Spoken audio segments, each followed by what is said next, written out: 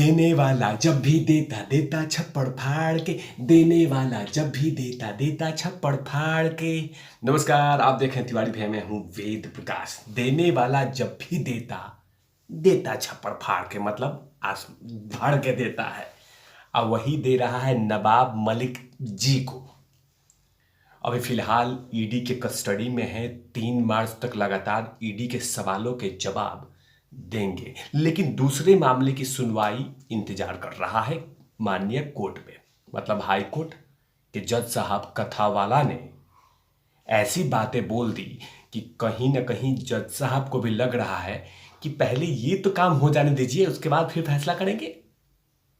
मतलब ईडी के कस्टडी से बाहर निकले, ईडी के मतलब जो ये डोज दे रही है, इसके बाद देंगे तब ना हम जवाब देंगे। मतलब जज साहब कहीं ना कहीं देख रहे हैं कि नवाब मलिक को ऑलरेडी ईडी डोज दे रही है, ईडी उनसे सवाल पूछ रही है, ईडी अपने कस्टडी में रखी है, तो सजा अभी नहीं देना है, वो भी एक दूसरे मामले की सुनवाई में। न्यायमूर्ति कथावाला ने जो स्टेटमेंट दिया है, जो फैसला सुनाया है, वो कहीं ना कहीं नवाब मलिक के लिए चौंकाने वाला होगा। एक समीर वानखेड़े के पिता ज्ञानदेव वानखेड़े ने एक नोटिस, एक याचिका दायर किया था कि ये कोर्ट की बातें नहीं मान रहा है।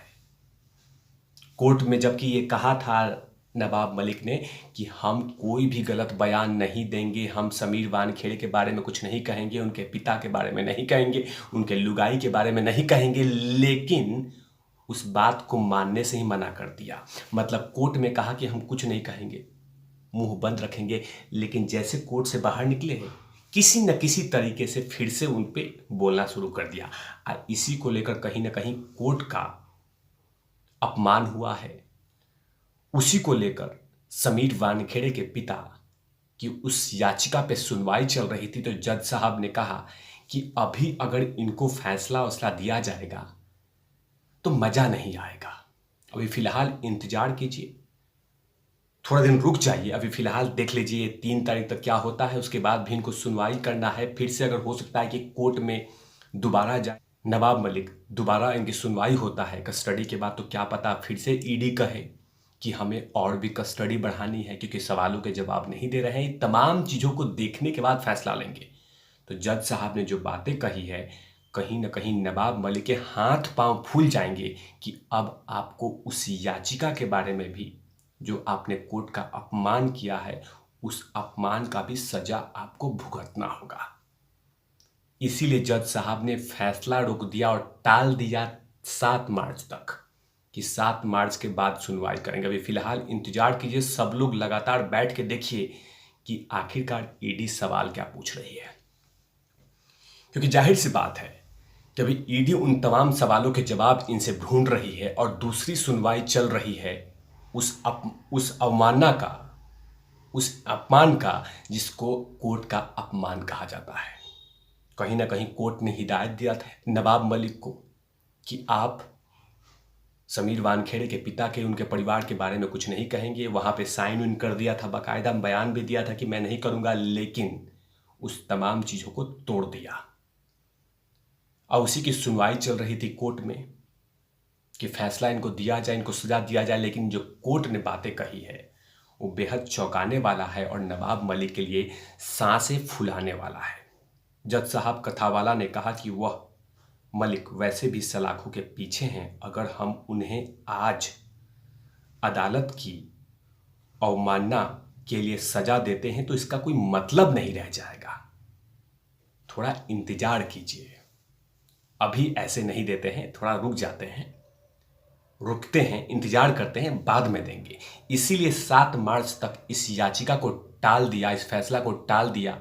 अब 7 मार्च के दिन फिर से इसकी सुनवाई होगी, क्या पता कब से कितने साल का जेल हो।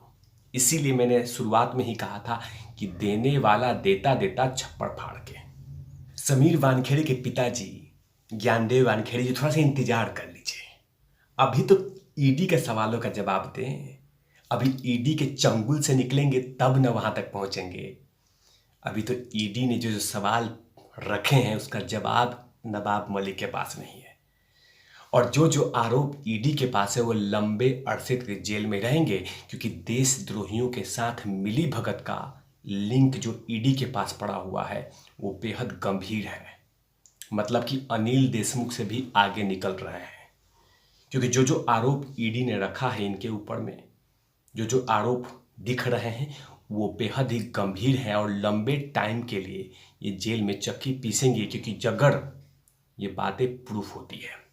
लेकिन फिलहाल जो जज साहब ने ऑलरेडी कह दिया है नवाब मलिक के बारे में कि जो शुरुआती दौर में जो भी सबूत दिख रहे हैं, जो एविडेंस दिख रहे हैं, वो कहीं ना कहीं उन तमाम चीज़ों में सच्चाई है। अब उसी को लेकर ईडी की भी हौसला पूरी तरह से बढ़ा हुआ है। इसीलिए कोर्ट भी जानती है, कोर्ट भी देख रही है कि नवाब मलिक एक लंबे टाइम के लिए जाने वाले हैं, क्योंकि जो आरोप हैं वो बेहद संगीन है। आरोप वो भी छोटा मोटा नहीं, बाकायदा दाऊद की बहन के साथ जो रिश्ते हैं बिजनेस वाला, वो बेहद गंभीर है। महंगे महंगे चीज़ों का कम कम दामों में खरीदना, कौड़ियों के भाव में खरीदना, ये तमाम आरोप कहीं ना कहीं बेहद ही गंभीर है। आईसी को लेकर जज साहब ने फैसला सुनाया कि थोड़ा इंतजार कर लेते हैं, इंतजार के बाद फिर से करेंगे। लेकिन फिलहाल ऐसा भी नहीं है कि 3 मार्च के बाद नवाब मलिक बाहर आ जाएंगे। इस दौरान में अगर नवाब मलिक कोई जवाब सही तरीके से नहीं देते हैं, ईडी के सवालों के जवाब को नकारते हैं, अगर ईडी सेटिस्फाइड नहीं होती है तो दोबारा उनको कस्टडी में लिया जा सकता है, रिमांड दिया जा सकता है। अगर उस सवालों के जवाब पूरी तरह से कंप्लीट नहीं होता तो और भी रिमांड बढ़ाए जा सकते हैं। इसीलिए नवाब मलिक भी सोचेंगे कि वो सच बक बक बक बक करते हुए दे दूं, वरना 3 मार्च के बाद भी भारी पड़ने वाला है। क्योंकि जो आरोप हैं उस आरोप को नकार भी नहीं सकते। सबसे बेहद संगीन जो आरोप है नवाब मलिक पे, वो है दाऊद के परिवारों के साथ। कहीं ना कहीं नवाब मलिक जानते हैं कि जो उन पे आरोप लगा है उस आरोप में कहीं ना कहीं किसी न किसी तरीके से सच्चाई है, क्योंकि जो सबूत हैं वो छोटा मोटा कोई आदमी नहीं दिया है, बाकायदा महाराष्ट्र के पूर्व मुख्यमंत्री का आरोप है, किरीट सोमैया का आरोप है। किरीट सोमैया जब जब कोई एविडेंस रखते हैं, जब जब कोई सबूत रखते हैं, तो उसमें खूब सारी सच्चाइयाँ होती है। और वैसे भी जो कोर्ट है, कोर्ट ने भी माना है कि जितने भी सबूत रखे हैं ईडी ने कोर्ट के सामने, कोर्ट के पटल पे, उसमें बेहद संगीन आरोप सिद्ध होते हुए नजर आ रहा है। और तमाम आरोप को स्वीकार करना होगा नवाब मलिक को। अगर नवाब मलिक स्वीकार नहीं करते हैं तो आने वाला वक्त में, आने वाले समय में और भी कस्टडी बढ़ेगी। इसीलिए अब नवाब मलिक को ना उगलना बन रहा है ना निगलना बन रहा है। अब देखना होगा कि ईडी का सवालों का जवाब देते हैं या चुपचाप रहते हैं। अगर चुपचाप रहते हैं तो और लंबा कस्टडी मिलेगा और भी रिमांड मिलेगा, जब तक स्वीकार नहीं कर लेते।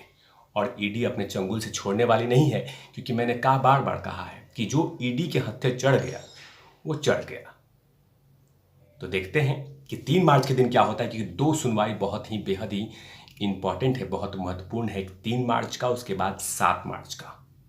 3 मार्च के ही फैसले पे डिसाइड करेगा 7 मार्च का फैसला आता है या नहीं आता है। तब तक के लिए आप देखते रहिए तिवारी भैया। मैं हूं वेद प्रकाश, कैमरामैन ध्रुव लाठी के साथ। Not lovies.